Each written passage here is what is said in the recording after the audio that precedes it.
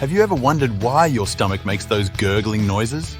You're not alone. Stomach rumbling, scientifically known as Borborygmi, is a natural occurrence in the digestive system.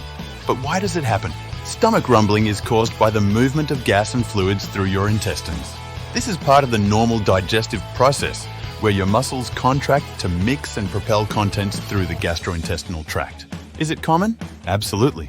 Everyone experiences stomach rumbling, often at inopportune moments. It's a sign that your digestive system is working correctly. Now, does a stomach rumble always mean hunger? While it's a common belief, it's not entirely accurate. Let's explore this further. While it's true that your stomach may rumble when you're hungry, this isn't the only cause.